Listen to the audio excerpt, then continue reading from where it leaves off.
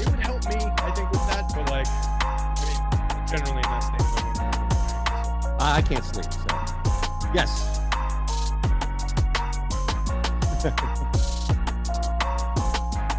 Welcome in. Hey, you made it. It's Friday. We appreciate you hanging with us. We're going to get you ready for this gigantic slate tonight. It's your MLB dose of Live Before Lock, Deeper Dive. We kind of look at everything game by game. We is more importantly, Terry, first and foremost. Mike Awesemo is producing. I'm here. And you just hit the thumbs up button and make sure you're subscribed. We want you here on the DFS channel and also the Odd Shopper channel. Is we just can't get away from betting or bets Discord, all these things we'll talk about. But Terry, we don't have a ton of time, which means you and I can't take a ton of time to go off, derail, and bring up God knows what, as we were just before the show to anybody listening to that. So this is an abbreviated, hey, how are you? I'm doing well, buddy. And yeah, this is going to be a tough one.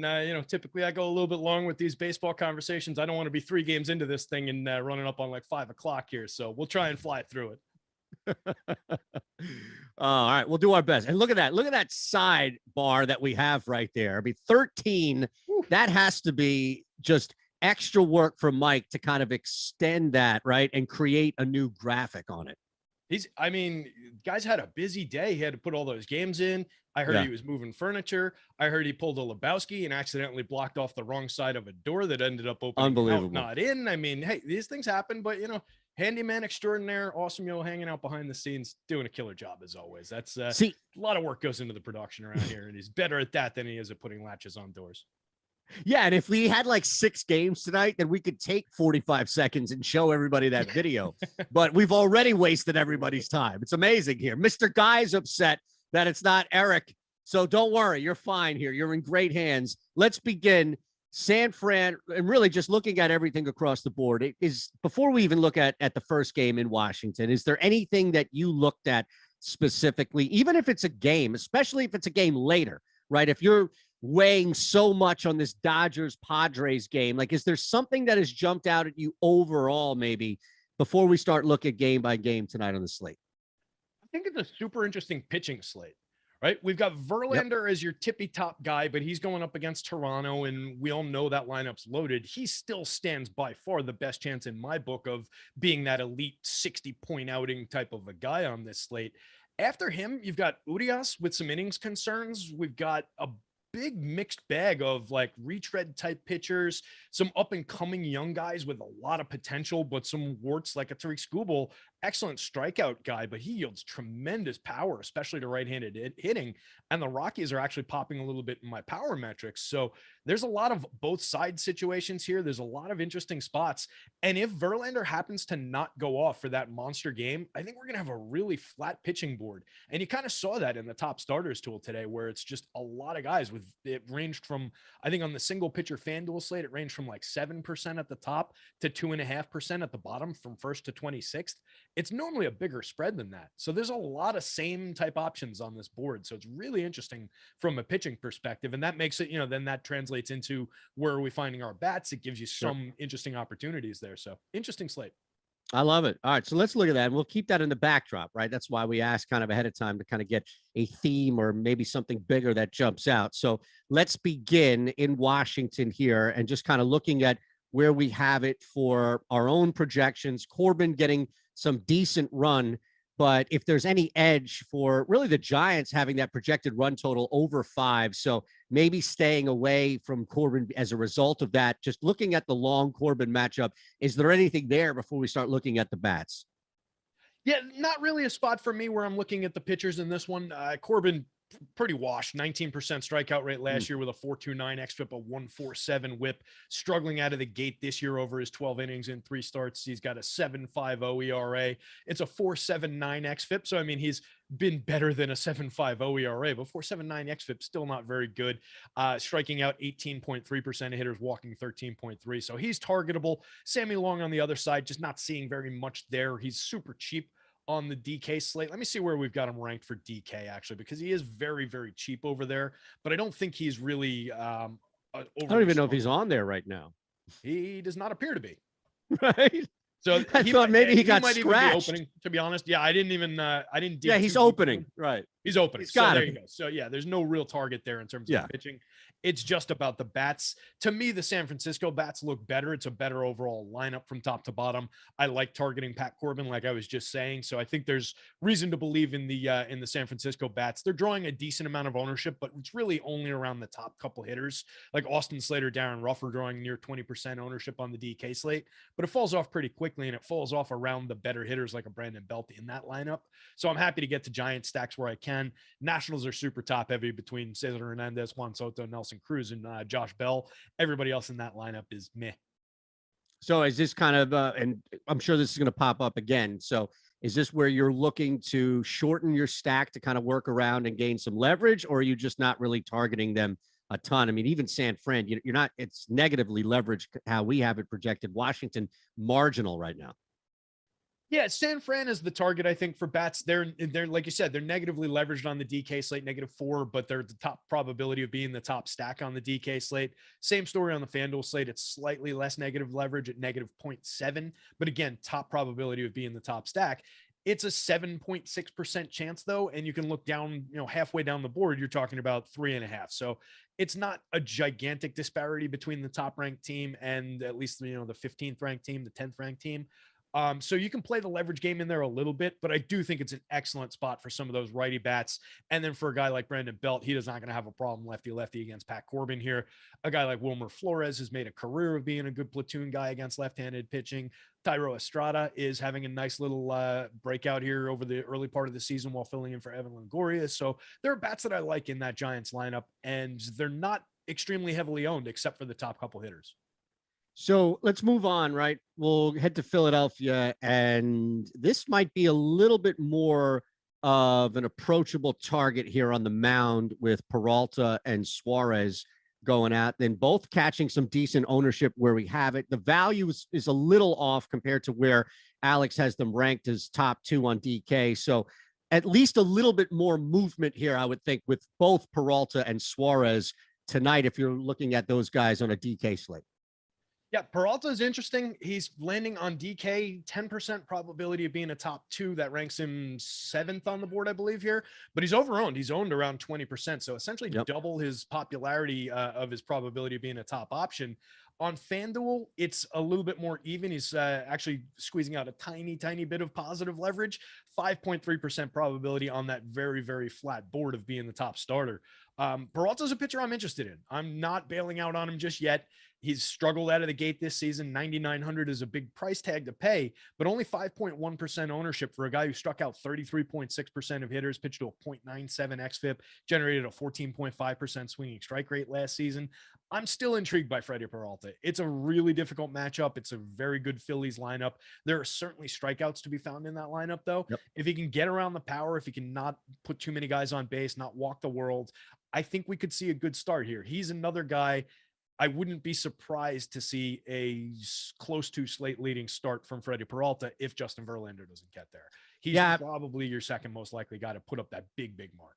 Peralta in South Philly, where it's a beautiful, nice, just like mid to high 60s right now. Awesemo will tell you this is a beautiful night. It's warming up, hitting season.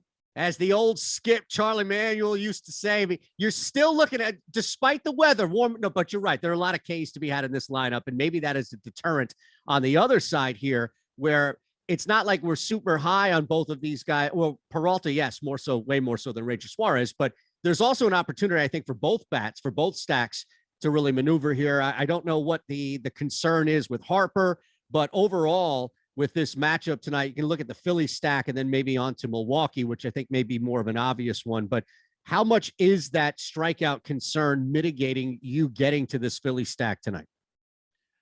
Yeah, so let's see where they come in on the board here. They were not really popping in terms of my numbers when I was looking at them. We do have them at positive leverage, though, which is what I wanted to check out here. Anytime you can get to a team as good as this one, as loaded as this one at positive leverage, I can take a lot of my concerns about anything else about strikeouts and just kind of throw them out the window. And you're getting this Philly team. If you're looking at them on DK, everybody on the team is essentially under 2% projected ownership. Yep. Everybody on the team, or at least all the bats that you would want, are also in the 5,000s in salary, 61 for Bryce Harper. So they're really expensive. They're difficult to get to. But if you can figure out how to stack them and how to go after them here, I think at positive leverage, they are a strong option. And on DK in particular, you're still attacking a 19.3% ownership mark on Freddie Peralta. So that's kind of a situation where I'd want to both sides it on the DK slate. And on the FanDuel slate, I mean, they're all similarly owned. They're a little bit more affordable, easier to get to. You're not attacking a big chunk of the field with a 5.1% ownership projection on Peralta, but I still think just from he's struggling, they're in a ridiculously good lineup that's under owned for this situation.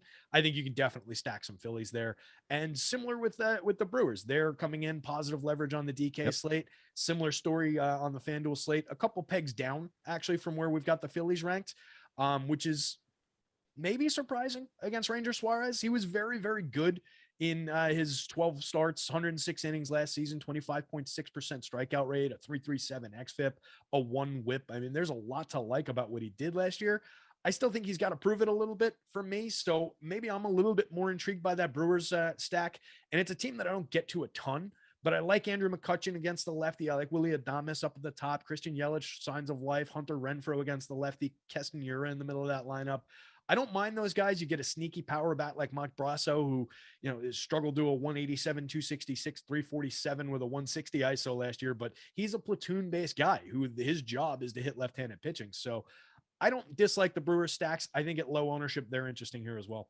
I don't know where you have him projected, especially you on your home run docket tonight, but I think this is a big opportunity for Christian Yelich. You mentioned signs of life, this ballpark. It works both ways. If I'm going to brag about hitting season for the Phillies bats, this could be a perfect get right opportunity for Yelich. And look, it's, almost a quasi, homecoming for Kutch. So it wouldn't shock me if he hit a home run tonight either. But Sure. No, Yelich with that price, because you're catching him on a downswing, surely, with the struggles that we've seen. So 4,900 on DK, this matchup, this ballpark definitely seems appealing. Yeah, definitely. It's not coming through like completely in my home run model right now because Suarez was very good last season in terms of some of his contact metrics. 2.6% barrel rate is stellar, 31.1% hard hit percentage. This is over 106 innings. So, I mean, that's a decent size sample for a one season sample. So he was very good at limiting quality contact. And then you get into a guy like Yelich, where a lot of his problem has come from just hitting the ball directly into the ground. And that hasn't changed completely. 55.6% ground ball percentage so far for this season. What I do like from Yelich, the signs of life from him, we saw the home run the other day, 18.5% barrel rate so far this season. Now we're talking about 5 barrels in 27 batted ball events. So again, temper expectations, but 18.5% barrel rate is a big jump up back toward where he used to be. And a 63% hard hit rate is even better in that small sample. So signs of life, reason to be optimistic about the former MVP, at least returning toward his former form. I'm happy to be there early a few times if I need to be. All right, brother, let's keep it moving then. And we go from my squad to your squad. And yes, from the Phillies to the Yankees, Guardians in town. Guardians, just not ever going to get used to that. I still can't get used to Commanders. Guardians, I don't even know who came first. But look, your Yankees now, pretty decent run projection over that 5 mark. Guardians do not. So this is definitely an opportunity to attack the mound, I think, first and foremost. Taillon, right? Yeah, well, I think it's a good spot for Taillon. He's slipping through as kind of a underappreciated option on both sites today. We've got him down 5.6% probability of being a top 2 on DK. Surprising. Yeah, it is, right? The Guardians are not a great offense. 3.8% probability of him being the top starter on FanDuel. And you can, there are other good options. There are guys with higher strikeout acumen and all that. But Taillon is a talented guy, struck out 23.2% of hitters last season, 12.2% swinging strike rate against a team that has some swing and miss in it. The issue is there are guys who are very good at limiting the strikeouts in this lineup as well. A guy like Miles Straw up at the top, 19% strikeout rate last year. Superstar like Jose Ramirez, who is one of the better bats in baseball and only struck out at a 13.7% rate last year. So there are some guys who can limit it, but you've got Frank Mill in there who struck out 32% of the time last year. Bobby Bradley was 35.5% strikeouts last year. Even a quality bat like Andres Jimenez at the bottom of the lineup, 25.7% strikeout rate for the young kid coming up. So I think there's a little bit more to chew on here for Taillon, and he's going completely unowned on FanDuel at 8,600. I'm interested there. I'll take some shots because he's 0.5% ownership. 7,200 on DK. He's getting a little bit more attention as an SP2, but he's still only 7.4% owned. So technically negatively leveraged against our probability marks, but I do still think there's at least a targetable option there to, throw some shares, be around the field, slightly above the field. I think you're fine. I want no part of Eli Morgan. If you think it's hitting season in Philadelphia, let me show you the Bronx. Whew, man.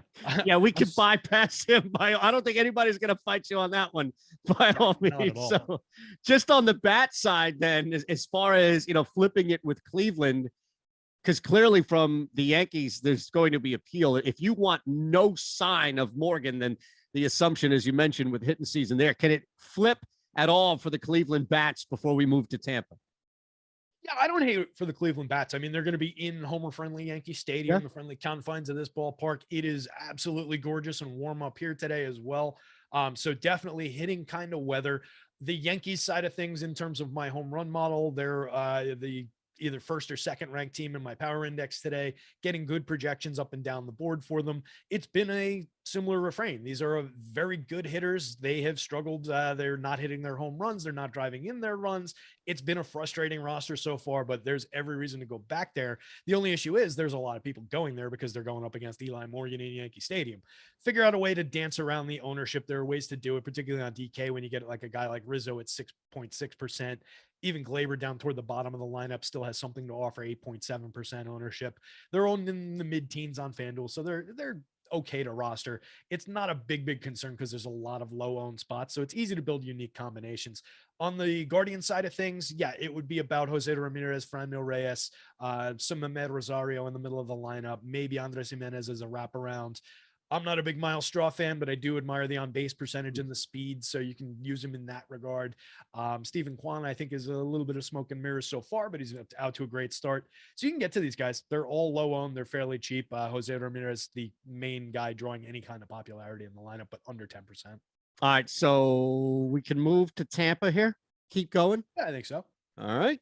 And again, when we look across the board here that Mike has put up on our side, we don't have many teams, 3 teams, and correct me if I'm wrong now, 4, 8. So you do have a couple that are hovering, but not many that have that projected run total over 5. And this with Tampa, there's going to be some maneuverability, but similar to Cleveland, we have Boston now in town that isn't projecting to do much from an offensive standpoint. You do have a couple of guys that I'm sure are popping both when you look at, DK and FanDuel on the mound. So let's just start there. With it Kluber or Waka that you're kind of looking at? Yeah. If at all. The site's numbers and Alex's numbers, which I trust implicitly, have more esteem for these two pitchers than I do. Michael Waka, Corey Kluber, specifically going against one another. I don't love either of these guys. Kluber bounced back a little bit last season in his return to the league, 80 innings, 24% strikeout rate for the Yanks, 4.38 xFIP, a 1.34 whip, walked nearly 10% of hitters. Waka, low strikeout rate guy, 22.9%, only walked 5.9, 391 xFIP, still was a 1.31 whip. So there's a lot of guys on base. He allowed a ton of contact too, 10.5% barrel rate, 42.7% hard hit, throwing him into against a Rays lineup that is very, very good. Power hitting lineup, knows, how to keep that on ball. There are strikeouts in this lineup, but there are a few guys who know how to keep the ball in play and avoid the strikeout. There are definitely guys who know how to draw the walk in this lineup. I don't love the spot for either one of these guys. Kluber going up against that loaded Red Sox lineup. I do think there's enough that either one of them could get through and deliver a reasonably good fantasy start, especially for the salary, and especially Michael Waka at 6,600 on DK. That's why he's getting attention over there. 17% ownership. I think that's appropriate. I could even argue for maybe getting a little bit more of him in your life than that, because he's not, I struggle to even call him a good pitcher, but he's been a serviceable pitcher who has delivered at times over his career. It's not out of the realm of possibility. And based on how the site has him projected, based on how Alex has him ranked at the top of the board, I think it's worth getting to at least around the field, maybe a little bit above the field on the DK slate. On FanDuel at 8,000 single pitcher, I don't love him. It's become difficult. Well, notice how much that changes, right? Say again. Well, notice how much that changes. Waka's price, goes up to 8K, and now it's essentially equal minus that 200 to Kluber, and look at the difference in ownership that we see when all things are equal, right? So clearly that tells me that a lot of people are racing for that cost break on DK, Terry. Yeah, it makes sense, right? You'd rather go to, there's a lot more trust in the world. People know Michael Wacha's name. They've never heard of Glenn Otto, who cost 5,800 against against Oakland, right? So he's the obvious name there. You could say Trevor Rogers at 6,500, a lot of talent in that arm, but going up against the Braves, you're not going to want to go there. Adam Oller, same thing. So yeah, he's probably your value target on DK. And as that, you could argue that he's under owned. He's 14.9% probable of being a top two with a 21% value mark. That makes him interesting for the price. It's a price and only a price driven consideration here, but 17% popularity. I think you're okay there if you're rostering him as your SP2. Like, I don't think you're walking into a terrible negative leverage situation. All right. So on the other side of it, the bats themselves now, especially if you're down a little bit, right, or a lot bit when it looks at our projections, which happens, right? So now how are we attacking the other side of it? Now, when you have such a large slate here, there isn't going to be a ton of gap between like Miami and Toronto projected up there at the top and where we have a Tampa, let's say, 3 or 4% stack below. But Tampa really, I mean, kind of both Boston and Tampa, you mentioned, are attackable from a stack standpoint, but neither really having a strong run projection, and even Tampa now being negatively leveraged. So Boston is the one, at least you're getting some positive leverage. Yeah, you're getting some positive leverage. And even with Tampa, if you look at the individual marks, a lot of ownership on Brendan Lau at the top of the lineup, pushing 10% on the DK slate, 15% on the FanDuel slate. Everybody else in the lineup immediately drops into the single digits. So it's really not that over-owned. It's just that Lau's projection is influencing the overall team mark a little bit as relates to their probability of success on a board where we only range from 7 to 3.5 or whatever. So it is negative leverage technically, but it's on such a flat slate with such low individual ownership that I'm not really sweating it. I think there's a good reason to get to raise bats. They rank in the upper middle part of the board in terms of probability of success.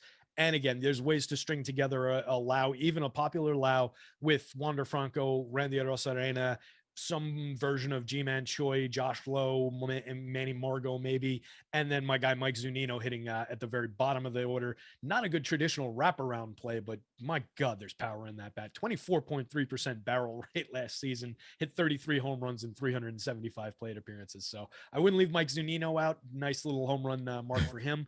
And then, yeah, on the Red Sox side, you're just talking about a Sox team that everybody is owned below 5% on both sites. Yep. They're just better than that. I don't care who the pitcher is. They could be going up against Verlander here, and I would want to be a part of that.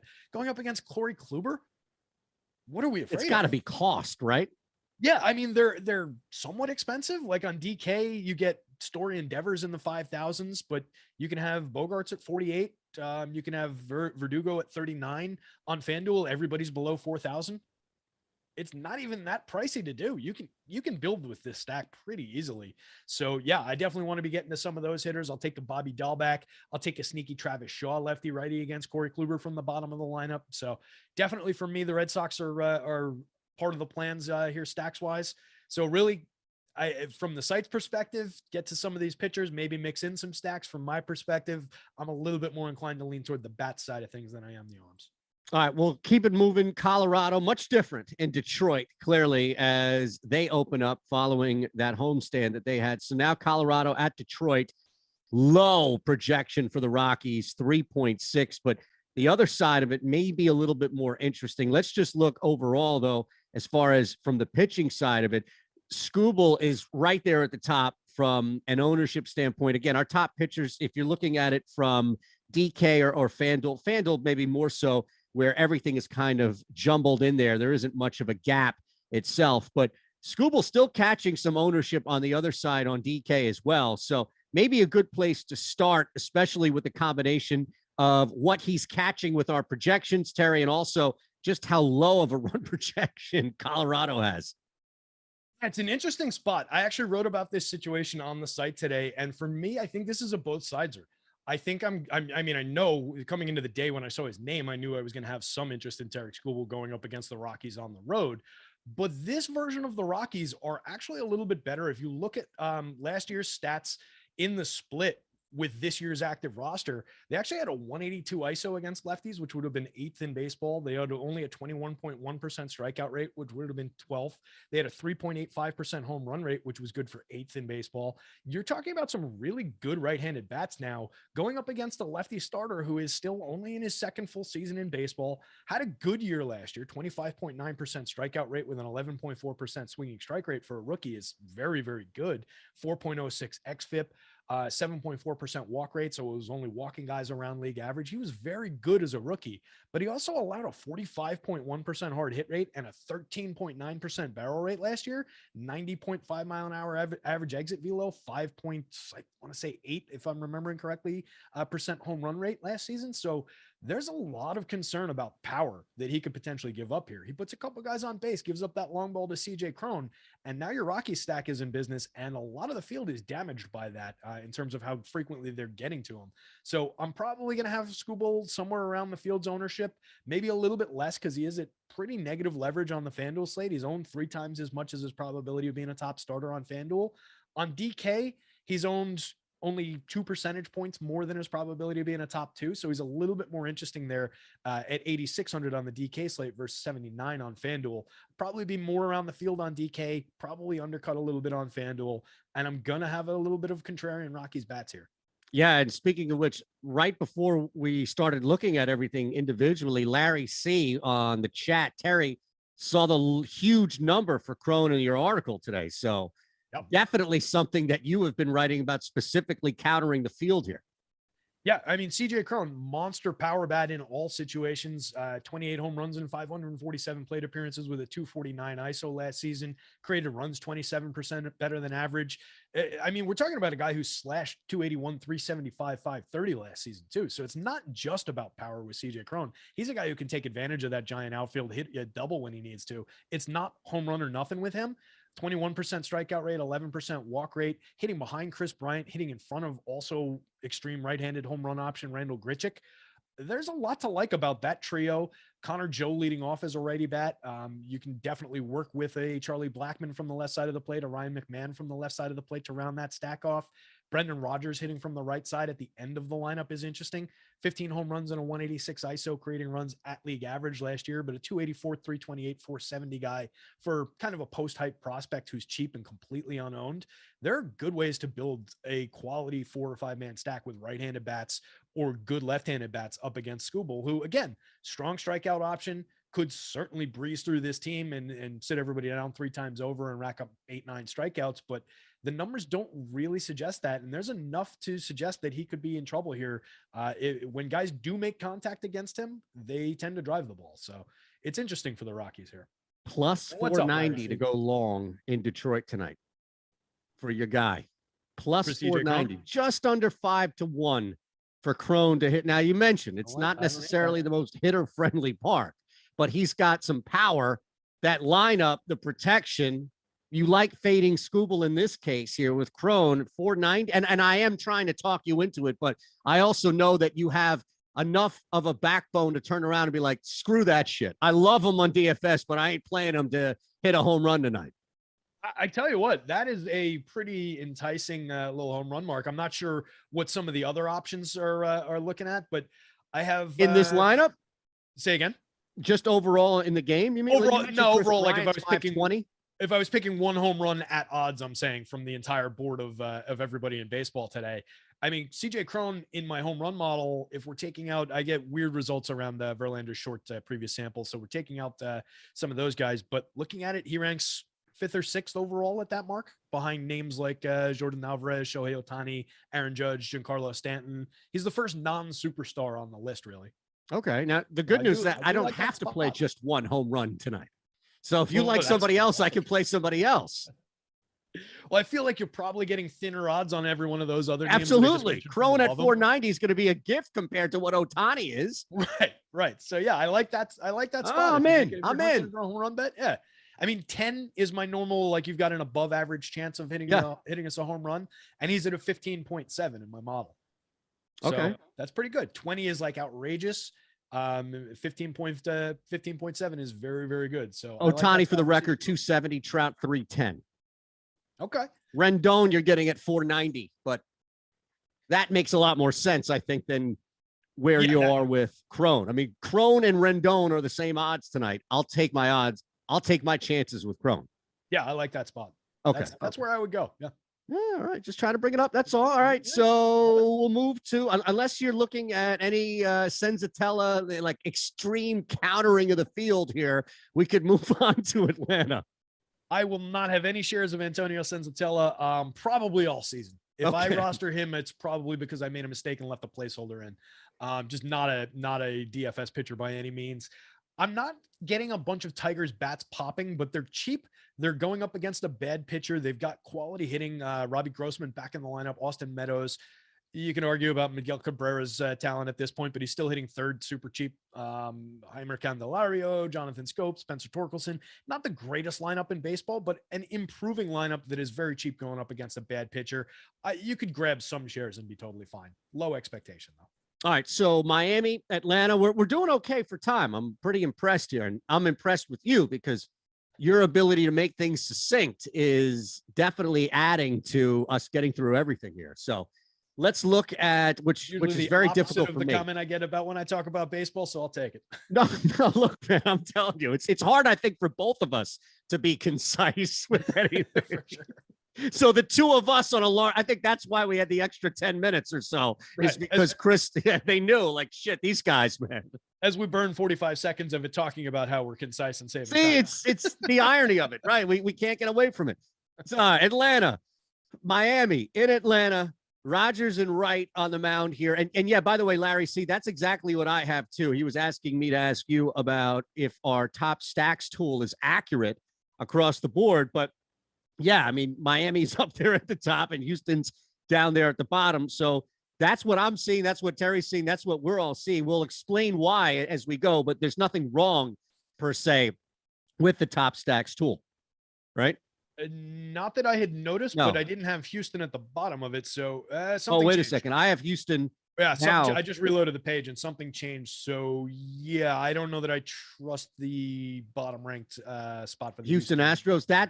Here's the thing. They are extremely negatively leveraged from an ownership standpoint. So maybe it's just a matter of their projection. Let me see. They released the lineup. So, I mean, unless something completely weird happened with the lineup, Pena, Brantley, Bregman, Alvarez. I'm looking here too. I don't think. Looks fine to me. Yeah, there's nothing that's new here. Somebody might have just fat fingered something when they were putting that together in the background that knocked it down. So we'll keep an eye out for an update to that. I think the Astros are in a pretty good spot here. So I'm not. Yeah, we'll get to that game specifically. I just want to make sure that there wasn't anything wrong, and apparently there is. So yeah, there you go. Fortunately, there's plenty of time to get that fixed before we have to worry about lock or anything. So stay tuned, guys. We'll talk through that game in a little bit. I don't know that they're the top number team in probability of success here either, but I do think there's a little bit to discuss about the Marlins going up against Kyle Wright here. By the same token, I think Kyle Wright is a better pitcher than what we've seen overall from him in the major leagues. He's been a 25% strikeout rate guy in AAA. It's only been, I think it was something like 14 spot starts since he debuted in 2018 in the show. So it's a really limited sample in like a patchwork career history so far for Wright. So I think he's more likely to be that 25-ish% strikeout pitcher. And we've seen him, do kind of well in the early part of this season, but I don't want to spend 9,000 on him on FanDuel. I don't want to spend 9,300 on him on DK. And I'm getting reasonable projections around the cheap Marlins bats. There's not a ton of ownership on them. You can get a guy like Jazz Chisholm up at the top of the lineup, all the power of Jorge Soler, Jesus Sanchez in the middle of the lineup, even Jesus Aguilar, Avisel Garcia. You can get to some of these guys, string them together at sub 3-4% ownership for fair prices and take a shot at Kyle Wright. He's a guy 17, that's not a really fair number to read off here, but let's see. In his major league experience, 2021, it was a very small sample. 2020, 2019, also small samples, but a little bit longer. He was 19 innings and 38 innings, and he was in the high teens in strikeout rate. So he has not found the strikeouts at the major league level. If the ball's going to be in play, there's good reason to attack the Marlins bats here. The Braves bats, it's a loaded lineup. Ton of right-handed power going up against Trevor Rogers, who I do think is a good pitcher, but I think could be in some trouble here against this team. If you believe in Trevor Rogers and aren't worried about the matchup, He's kind of interesting at 6,500 as an alternative SP2 for 7.5% ownership on DK, 28.5% strikeout rate last season against a team that strikes out quite a bit in general. Definitely some reason to believe there, but it's not the most comfortable spot. And I think there are a lot better options in terms of where we can go for talent. So maybe get a little ahead of the field as an SP2 option on DK on Rogers, but I'm much more inclined to roster Braves bats here. Yeah. So on the Atlanta side, then how much of that factors in, right? Where you're looking at, or just this stack, but also how low of a projection it is. And again, we'll make sure that everything is on point here, but there's such a thin gap between, even at the top, you mentioned Miami, right? Even at the top versus Atlanta, where on a smaller scale, this may not be anywhere near as narrow here. So my point being is that maybe the negative leverage isn't as big of a deal because the gap between top stack projection isn't as wide for Atlanta. Right. And that's kind of key when we get a slate like this that's shaped specifically this way, where there's not a Coors game, there's not a game with an 11-run total as compared to a bunch of 8s or anything like that. That's kind of skewing toward, one or two different teams at the very top of the board. Like I started out at the beginning of the show, it's kind of a flat pitching slate. It's kind of a flat slate for probability in terms of the stacks and the top stack percentage. So you see immediately, you look at the Braves, negatively leveraged, but it's a similar situation like with the Rays and Brandon Lau, where Ozzie Albies on DK is drawing a 12.3% ownership projection at 4,600, super cheap at the top of that lineup. Everybody else in the lineup is in single digit ownership. 8% for Austin Riley, who's back in the lineup after paternity leave. Under 5% for Matt Olson. I don't care about lefty with Matt Olson in this situation. Under 7% for Ozuna and Darno. There's a lot to like about those hitters at those prices in the middle of this lineup here. No Adam Duvall in the lineup today is a bummer in terms of the power upside against a lefty, but there's still a lot to like there. And it's easy to get around the negative leverage, but the negative leverage doesn't mean quite as much when it's such a low probability of success for all the teams at the same time. Yeah, you're right. Just leave it on that point, right? We'll move to Minnesota and see what we can extract here. Maybe more of a pitching matchup, or at least from one side, both teams not projected to do much from a run scoring standpoint, but that doesn't necessarily mean you would stay away entirely from either of these two teams from a stack standpoint. So of the four options, if you will, right? Two pitchers, two stacks, what jumps out at you the best as far as the opportunity to play here tonight? I will probably actually be in all four corners of this game. Okay. Believe it or not. And with kind of equal enthusiasm. Really? That is okay. A little more surprising than you just being all four.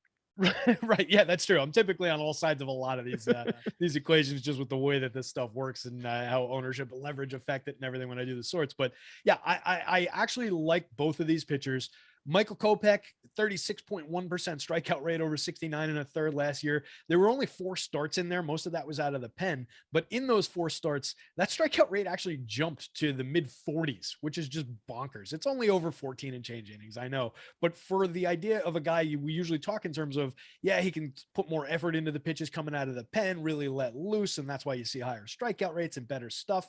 It was the opposite for him last year. So lots to like about Michael Kopech in a full-time starting role here. 299 xFIP, a 113 whip, 14.1% induced swinging strike rate, and a 33% call plus swinging strike rate last year, and was spectacular with limiting a hard hit, 33.8% a hard hit. So really like Kopech. There's plenty of strikeouts available for him in the Twins lineup here. You get a very low strikeout guy like Luis Arias, 10% last year, kind of skews the numbers, but there are some 20 and 30% strikeout guys toward the back of this lineup that he can feast on. So I like the Kopech spot. I'm not ready to jump off the Bailey Ober bandwagon yet, like Mr. Eric Lindquist, who's a Twins fan, was willing to do this morning, throwing his poor guy under the bus. Kids, I like this kid. I think he's a very interesting pitcher. He's not an overpowering like fireballer like Kopech is, but he's got excellent command and control. He struck out 25.3% of hitters over 92 and a third last year, 4.01 xFIP with a 1.20 whip. Been good at keeping guys off base in general, but struggled with the home run ball last year. 41.8% hard hit and 9.5% barrel rate. Gave up a little bit too much power. He's cut that down over the beginning of the season so far this year. He's had maintained and actually improved his 11.4% swinging strike rate up to, I think it was like a 14 and change, but his called plus swinging dropped a little bit. So I think he's just been off a little with the stuff, off a little bit with the control and command early on. I think it'll come around. So I'm still inclined to go to him a little bit. He's low owned. He's not all that expensive. 5.8% popularity on FanDuel, 7% on DK, 8,800, 7,400 from reversing those two sites from the way I said it initially. Yep. So I'll have some shares of them.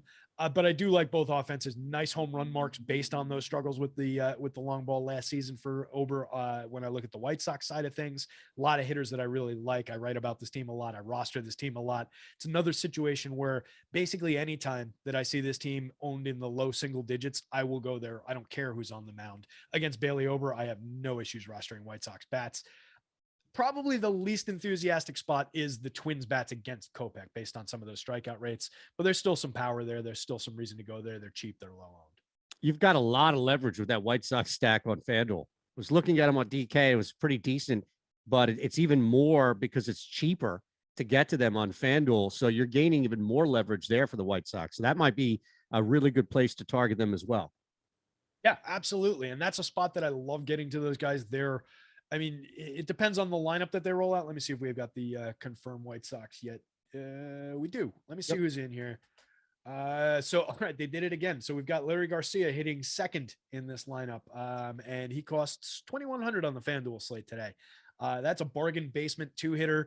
I don't care really that it's Larry Garcia, who is a slap hitter, hit tool kind of a guy, just hitting in that spot in that lineup. If he happens to get on base, he's going to be a nice correlation play, hitting between Tim Anderson, Jose Abreu, Eloy Jimenez.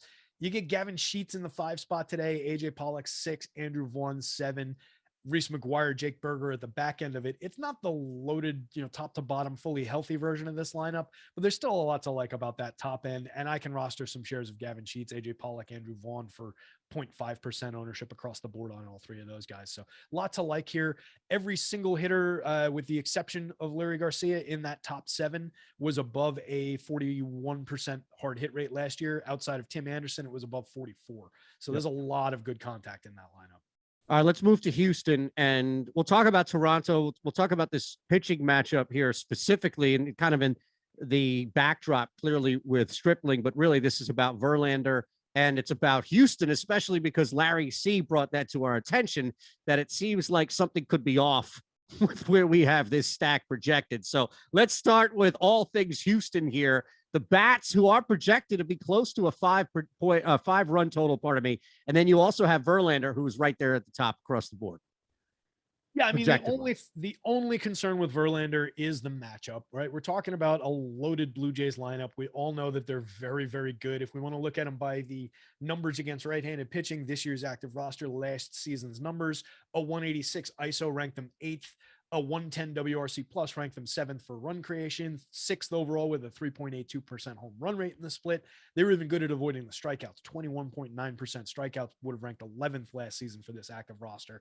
So it's a challenging spot, but I was kind of pessimistic about Verlander coming into the season. 39-year-old guy coming off of 2-year absence with Tommy John surgery. And he's completely proven himself. He's back to being the best pitcher. He's come back with more velo. The strikeout rate technically is down a couple of points. The walks are up technically like a point and change, but it's 3 walks from his first appearance. He didn't walk anybody in his 8 innings in his second appearance. Just spectacular. So no reason not to trust that it's going to be there for Verlander here. I'm back on the Verlander bandwagon. Yep. They're going to have to prove me wrong in the other direction now.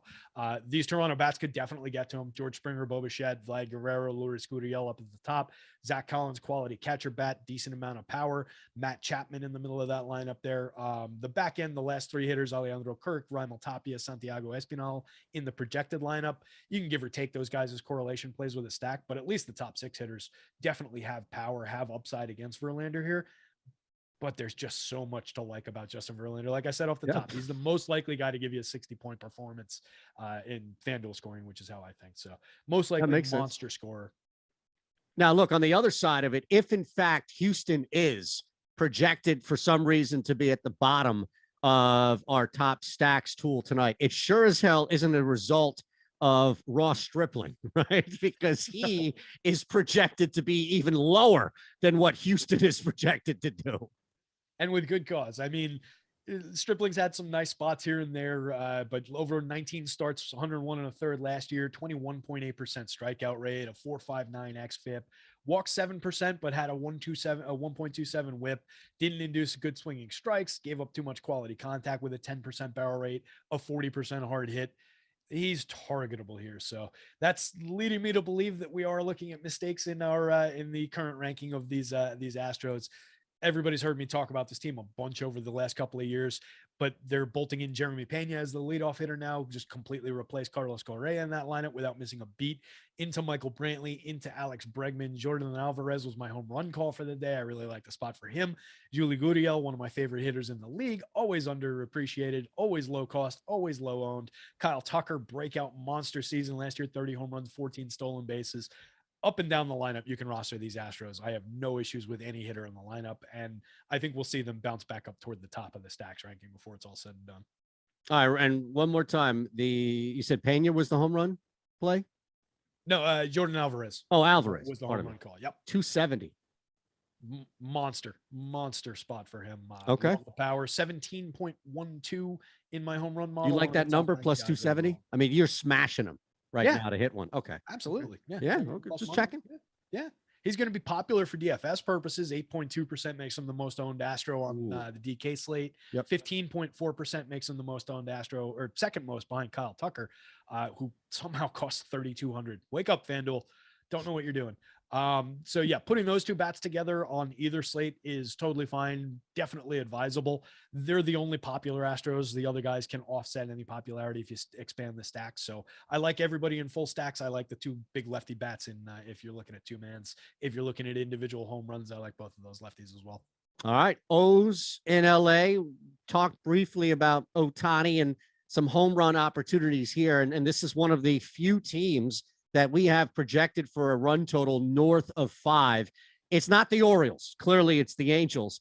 But you've got Detmers and Zimmerman on the mound here, so maybe there's an opportunity to attack Detmers a little bit more with that lower run projection that we have total, at least for Baltimore. And then on the other side of it, maybe it's just a matter of fading and countering the field here with Zimmerman. But it doesn't look like either are really projected to do a lot right now on our projections, at least.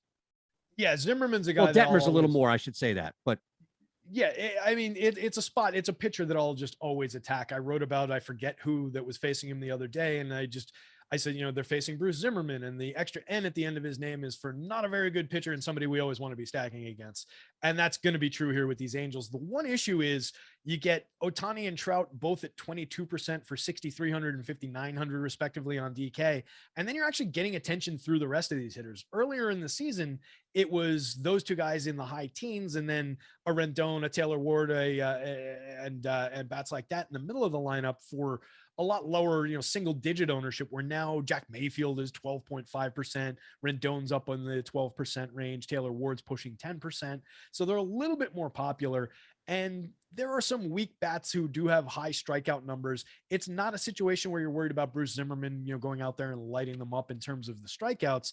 But if you try and avoid the popularity on the two superstars at the top of the lineup, and you're more focused around some of these other hitters, now you're dealing with like a Joe Adele who can strike out against anybody. He can hit you a home run, but he can easily strike out even against a Bruce Zimmerman a few times over. So I get a little concerned about the back end of the lineup if we're trying to get around some of the ownership. They're weaker hitters: Matt Duffy, Andrew Velasquez, Max Stassi, not the most inspiring names. So it's a top-heavy stack, but I think it is one worth investing in, at least across the top 4 or 5 hitters in the lineup. So definitely going to have some options with the Angels, but I'll probably undercut the field just because of how popular they are.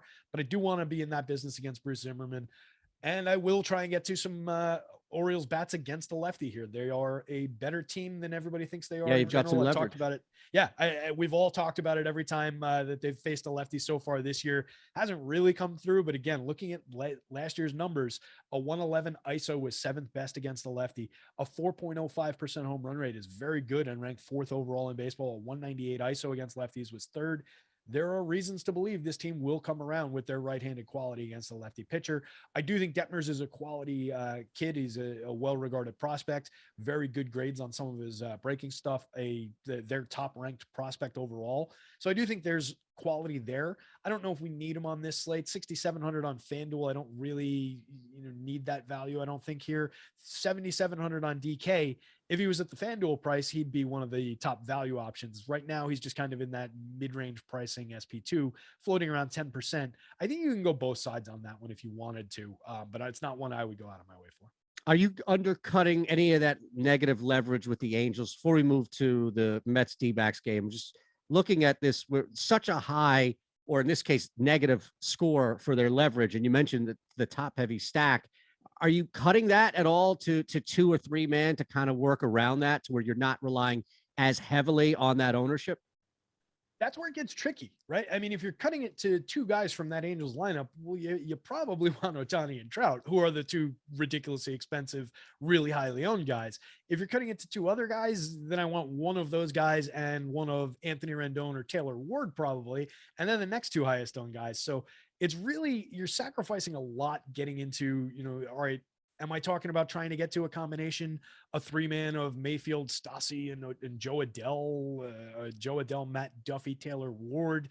Those are not premium combinations here. So it's probably worth a strong undercut, honestly, based on what we're looking at on the board, assuming that number is correct.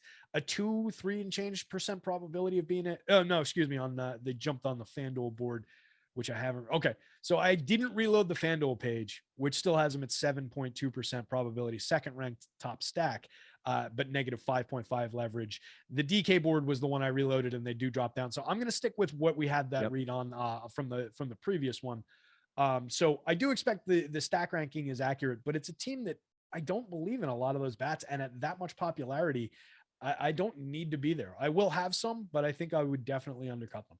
David Peterson, Zach Gallen, that's the pitching matchup in Arizona. D-backs don't have a ton of expectations to score some runs. But then again, I mean, they're kind of flat there in the middle. So I don't want to make it seem like, oh, if you're at 4-1 to 4-3, you're screwed tonight, because basically everybody outside of like the Padres and the A's, who are just hopeless tonight, are looking at that mid-range of 4, but maybe more so to try and counter where people are with higher owned pitchers.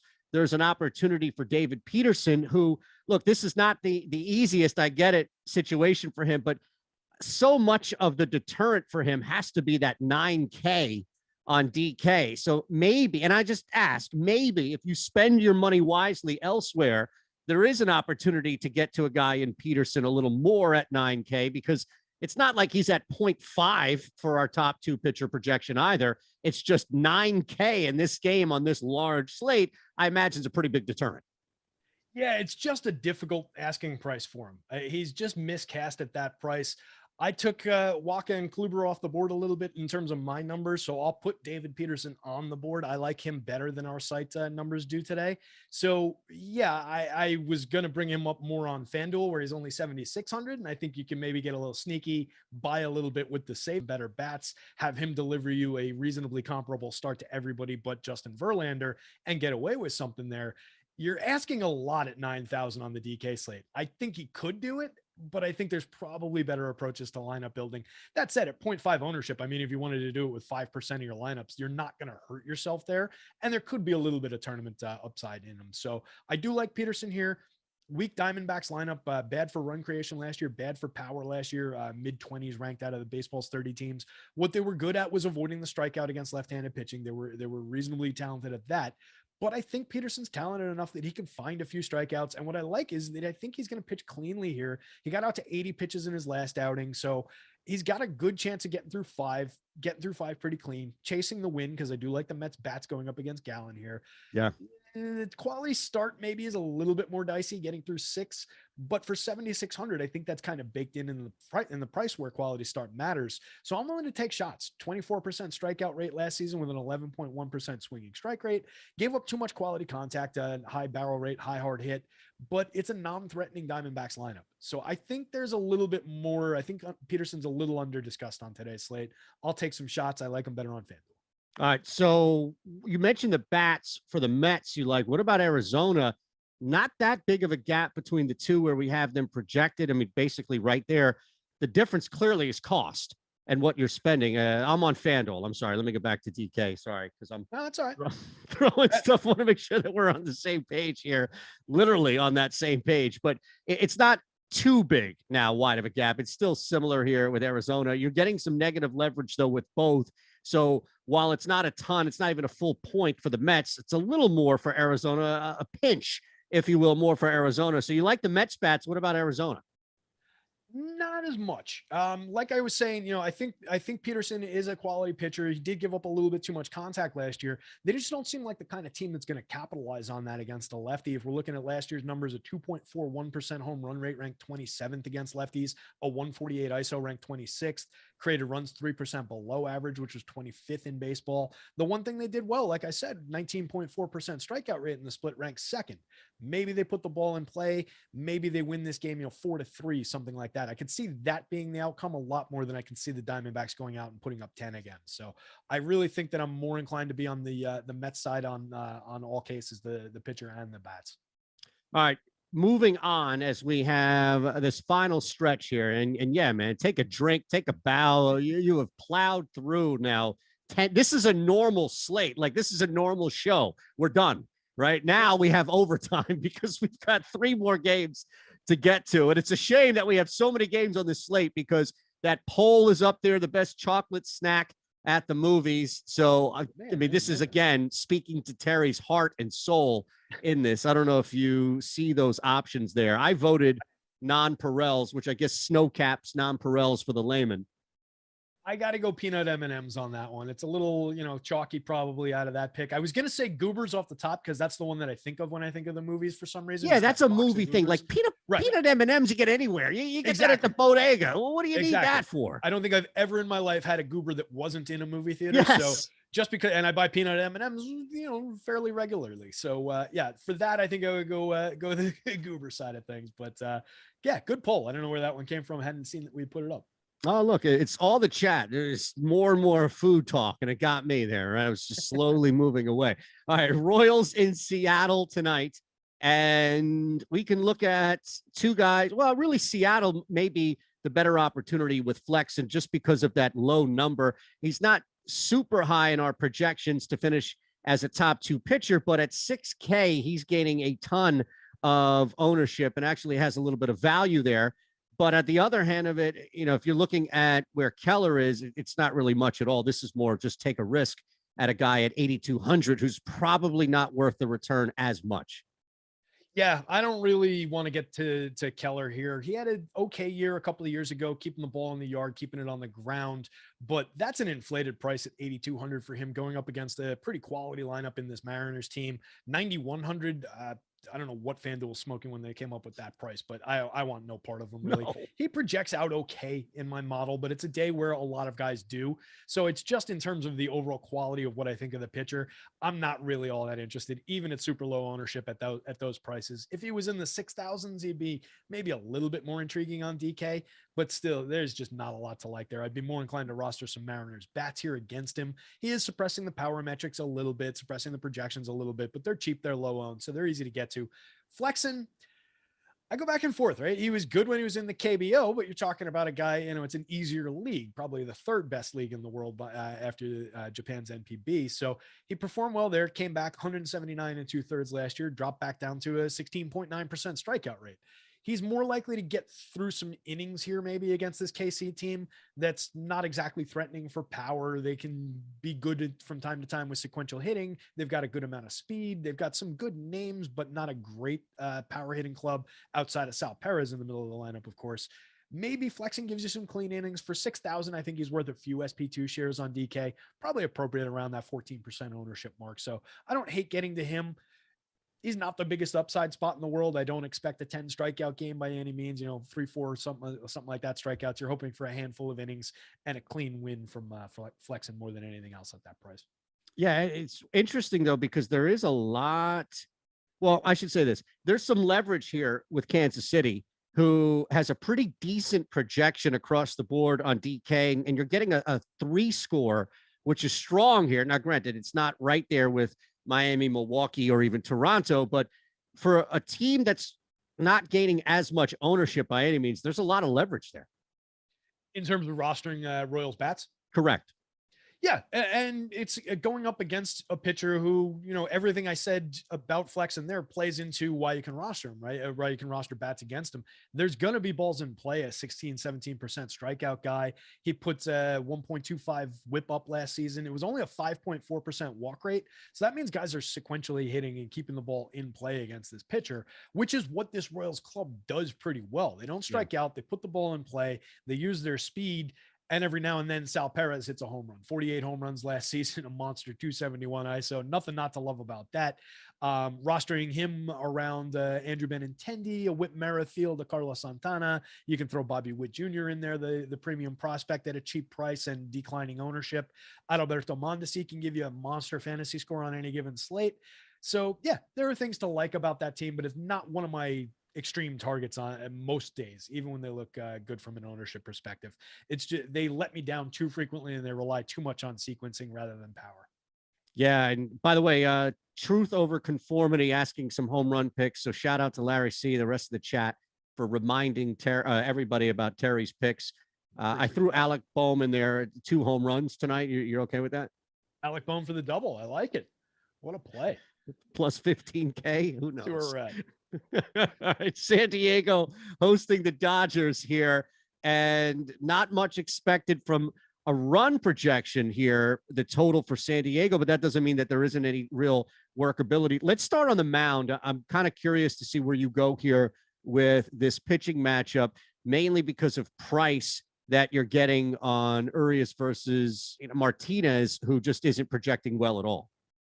Yeah, Martinez, I just don't want any part of. I didn't believe from day one coming back over from the NPB in any of these changes for I think he's 31, something like that, 32. Just didn't believe, and I don't think there's much there. I wouldn't roster many pitchers against this Dodgers lineup anyway, and he's definitely not on that list. Urias is a very interesting, very talented pitcher, 26.2% strikeout rate, only 5.1% walks last year, 11.2% swinging strike. A ridiculously good 30.3% hard hit yielded and very, very good in terms of avoiding quality contact. My question with Urias is going to be the pitch count. He was only in the mid 60s in that last outing. So I just don't know that we're getting enough pitches for the salary that they're asking for him on both sites. 10-1 on DK, 9,800 on FanDuel. We've got him knocked down a few pegs on the board because of that pitch count. And I think that's justifiable until we see him come out here and, get through 90 pitches. It's going to be difficult to trust him at these prices. Had they discounted his price a little bit, he'd be a lot more interesting here, because I don't think a ton of this San Diego lineup without Fernando Tatis, like we talked about a bunch. Yeah, so let's look at that, where if the pitch count and how far he goes into the game is concerning for you, the San Diego bats have some pretty decent leverage, part of me, to work with here. They're also non-existent when it comes to ownership.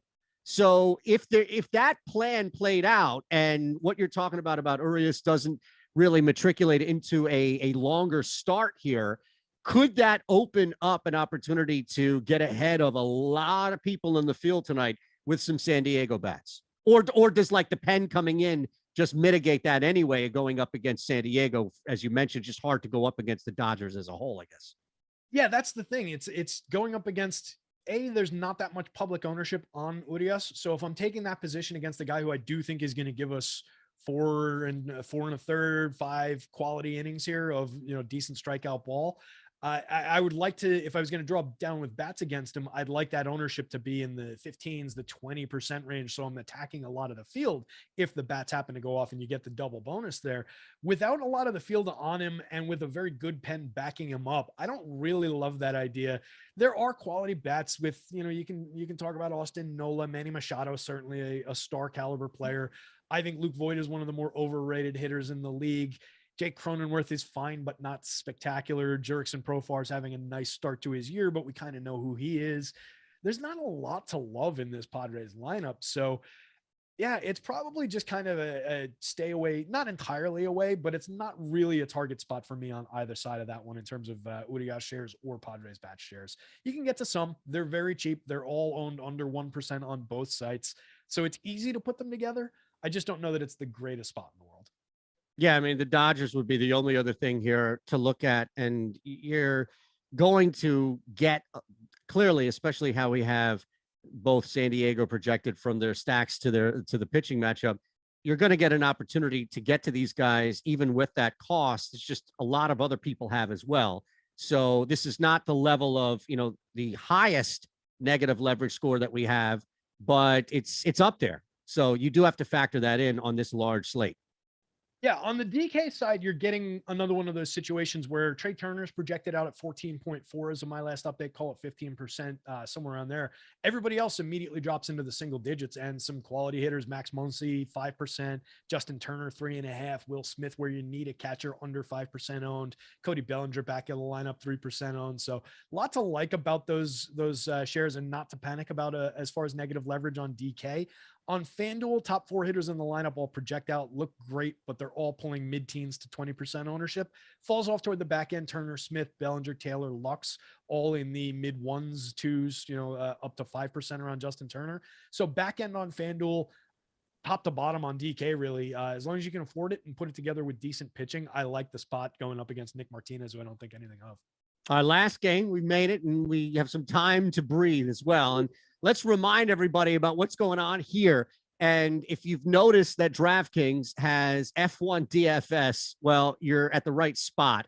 And we have projections to help you win some money. So click the link in the video description below. Use our promo code ZOOM, ZOOM, that thing you used for like 2 years when you were working at home. You probably still are if you're smart. So Zoom is the promo code to use. You see that? Awesemo put it up there.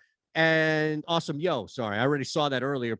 Somebody asked if Awesome Yo was Alex, and Mike had to be like, nope, there's a little bit of a difference there. So jump in, check out Zoom, and you're going to get the first week of F1 projections for only $1. And look, if it's like the USFL and anything else we touch, you'll be making money in no time. It's insane how well this works. All right, brother, last game. If you didn't hear the strategy show this morning, Greg was talking about, he didn't even know what F1 stood for, and he entered a lineup based on our projections, won the whole damn contest. Not bad. It's amazing.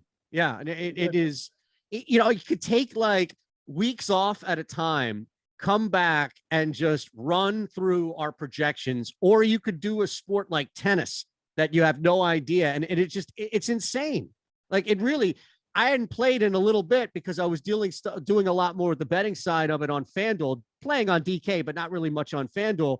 And then just popped in NBA and baseball last night on the lower cost tournaments, and just running everything of ours, not even looking, just like, having our shows on and running everything of ours. And so you're either making your money back or you're making something. And it's amazing how this works. So if it's working in sports that we know, imagine how easy it is to work in sports that you don't even know. You don't even need to follow F1. And that's it. Sometimes for me, it's even better because my own stupid opinions don't get in my way, right?